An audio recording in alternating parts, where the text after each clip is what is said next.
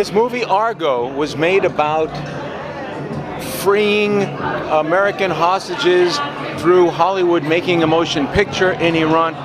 What was it like before the Islamic Revolution and then after for the filmmakers?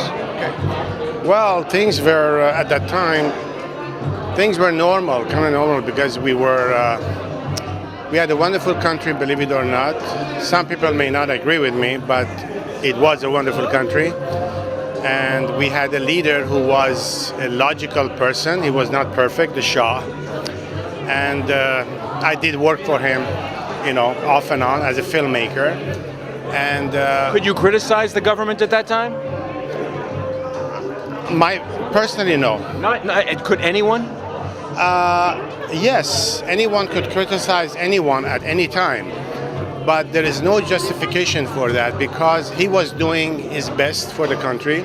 In my opinion, his alliance with the United States and the European countries was a positive thing for Iran. Was he perfect? No. Did he make mistakes? Of course. But he would have been the best man, his administration, to bring Iran to the borders of civilization, the Western civilization, so-called. And of course, he was dealing with a strong opposition, which he was fighting with people who are ruling the country today. So whatever the Shah was doing at the time, and he was criticized for, was something that I would be doing today against these people, and anybody who would criticize him at that time would be doing the same thing today, okay, had they been in his place. Because people had no idea how awful these people were, and it was revealed after the Shah was overthrown, but it was too late, and the whole country went down the drain. So I'm prejudiced because I liked the man all the time. I did work for him, so I think that he was a great guy. He loved his country. He was a patriot. He liked the Jews and the Christians and the Baha'is.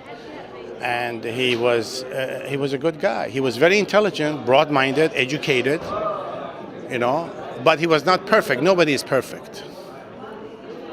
How did you view what, at that time, Jimmy Carter and then Ronald Reagan planned? Where were you at that time? I was in Iran, and I left a few months before the revolution. So. About Jimmy Carter, I think Jimmy Carter made a mistake. Brzezinski. Well, I think that pulling the plug from under the Shah was a mistake. They wanted to create this so-called green belt to confront the Soviet Union. They wanted to back up all these Islamic countries. That was Brzezinski's idea. I'm sure everybody knows that. And Carter, who was not qualified to be a president, number one, and the man had no reason to be a president of the United States because the man didn't know what to do. He had no idea. The man was a peanut farmer, and he was a nice guy maybe, but he was not a presidential material. So he made huge mistakes, and he removed a man who was an ally of the United States and unjustifiable. And he brought in the Ayatollah in order to strengthen this so-called green belt, and then they put this guy Zia-ul-Haq in Pakistan. Later on, he was hanged. He hanged Bhutto, and then they had the same thing in Afghanistan, and we see what happened. Could such a thing as the CIA's Argo mission, could this regime be so fooled in this day? Could this regime be fooled? I don't understand the question. I'm sorry.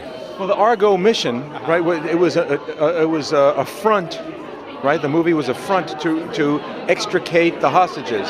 Yes. So they deceived the regime, thinking that they were really making a movie. Could this regime be so deceived in this day? Well, these people are a bunch of idiots, a bunch of uneducated idiots, and they are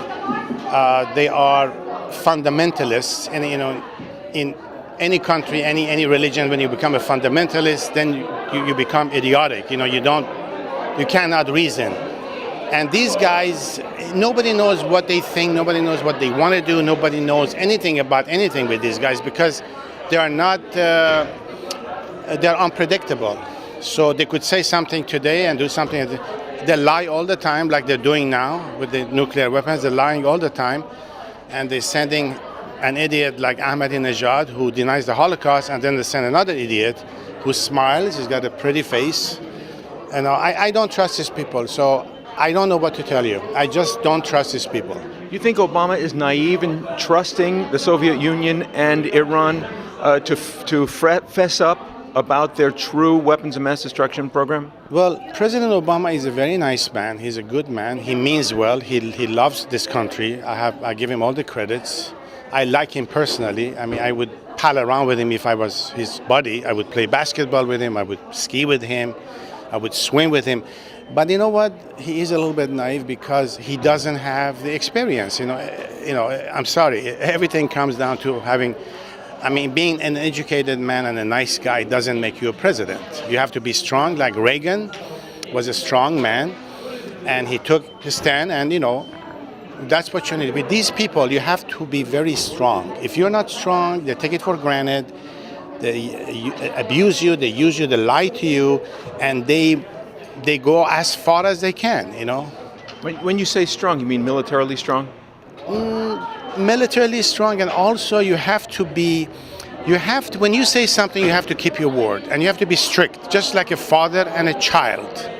If you're not strict with your children and let them do whatever they want to do and no consequences for the actions, they grow up and without any discipline. I mean, these guys, they need discipline. They have to deal with strong. That's why the Russians are taking advantage of the situation. And the Putin Russians, they know what to do, and that's what they've been doing. Because President Obama, being a nice guy, he's weak. And that guy knows that weakness, so they're taking advantage of the situation. And look where the United States is today.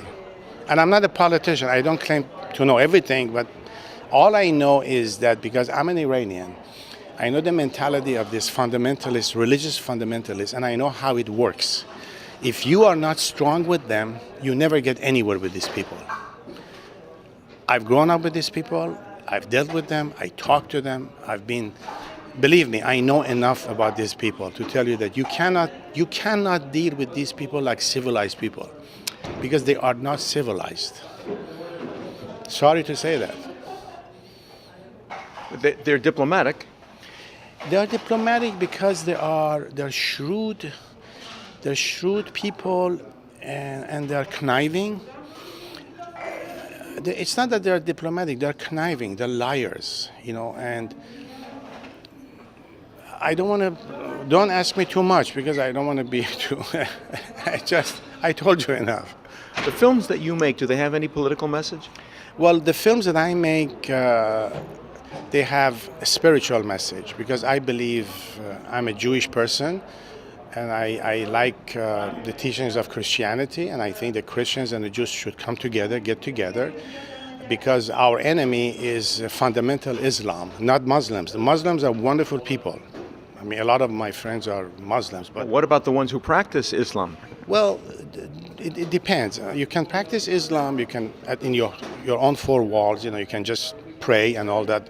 As long as you don't bother anybody else, as long as you don't chase somebody else and try to convert them or kill him, then you're okay. But the people who want to do that, people are on that path, are not the majority of the Muslims. I have a lot of Muslim friends. They're wonderful people. They just want to, go to work, come home, and live with the, family. That 80%, 90%. But the small portion of the Muslims who are militant, these people are very dangerous, and I don't think they have the same God as the Judeo-Christian people. And these guys, they don't understand reason. They want you to die if you don't convert to Islam. That's what makes them dangerous.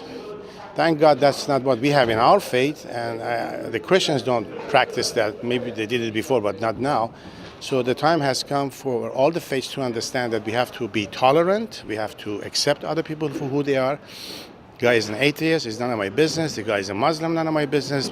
As long as I don't bother anybody else, I respect that, and that's what my films are all about. Is there anti-Semitism in Iran today? You see, President Obama has got good advisors. He's an intelligent man. Like I said, I like the guy personally. I didn't vote for him, but I like him. He's an honorable man.